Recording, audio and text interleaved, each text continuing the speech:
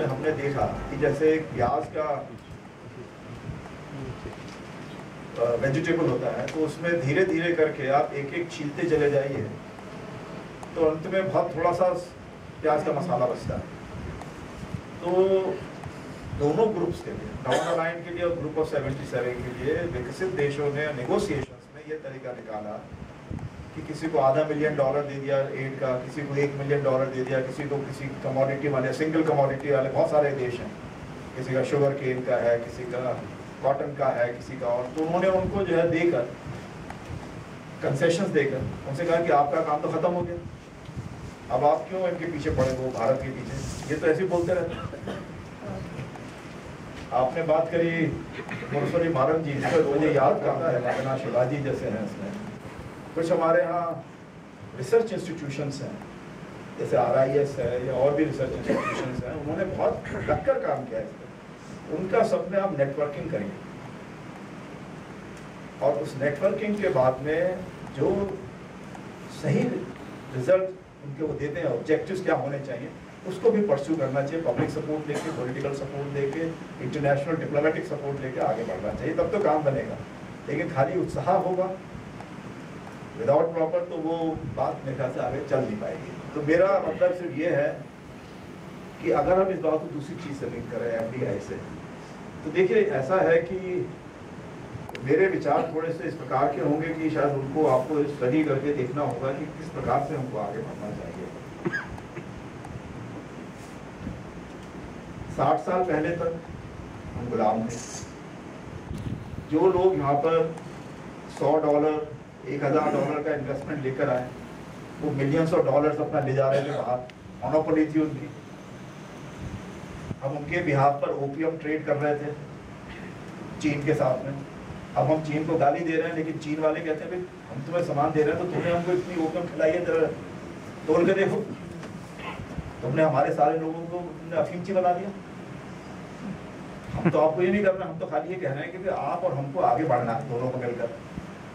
और हमारा दोनों का इन्होंने वो करा। किसी जमाने में था जबकि 40-50% ग्लोबल GDP का पार्ट भारत और चीन का होता था, भारत का नंबर 1 और चीन का नंबर 2। वो कहते हैं पहले हाँ उस स्थिति पे पहुंच जाए, उसके बाद में बात करेंगे इन लोगों से। आप तो पहले ही हमारे पीछे पड़े हुए कि चीन बड़ा दुश्मन है, चीन ने हम बहुत गड़बड़ कर दिया, सारा मैन्युफैक्चरिंग चीन ने ले लिया है। चीन का जो मैन्युफैक्चरिंग है अधिकतर ताइवान की कंपनीज के हाथ में है, जापान की कंपनीज के हाथ में है, या अमेरिका के कंपनीज का है। Articulation of the perils which await us if FDI is not tackled correctly and with control.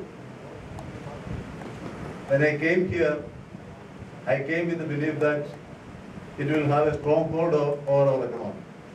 But now I am convinced that it will definitely have a stranglehold on our economy. Because how effectively our legal system is organized to tackle the disputes which arise. Our justice administrative system. Then what will happen to the competitive spirit? Already I have a, because of the paucity of time I am not dilating much. I have this fact sheet on foreign direct investment in India during the last 12 years. Already the ground is set. Now we are talking only about retail, which is a necessary corollary to what already has been done with the Indian economy. And of the 163 states, nation states listed, just 10 nations share the major chunk of investment in India. And the national income and the money generated, profit generated will be swallowed by these nations or the investors. And the private investors, we know, even if they are investing as private investors or foreign direct investment in India, their respective nations will take care of their interests. See, when Italian Marines shot the Indian fishermen in the Indian territorial sea, see the interest with which they are defending their people. Even Formula 1 race was sponsored to declare the solidarity in terms of the prisoners who shot Indians when the Formula 1 competition is done in India. So we have to ask, Shashank, you said it correctly, we must be bold enough to call a spade when this event comes and descend upon us. Let us hope that we will be ready. And Adhivakta, I congratulate the Delhi State Unit of Adhivakta Parishad for organizing this event. In fact, the Supreme Court unit wanted to hold this, and we had even had a discussion on that topic. I congratulate you for overtaking us and doing this, and in a very correct manner. And this is an issue in India discussed and handled by politicians, which is an economic issue, and if it is not correctly tackled, it will lead to a social malaise, malady or malaise. Let us hope that our political leadership will listen to the words of wisdom of people like Dr. Saab while tackling this issue.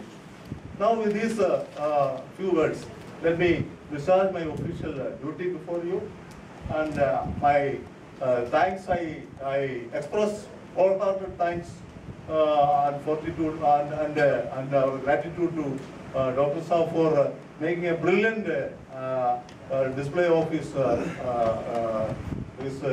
knowledge and experience to instruct us within no time from alpha to omega of this issue called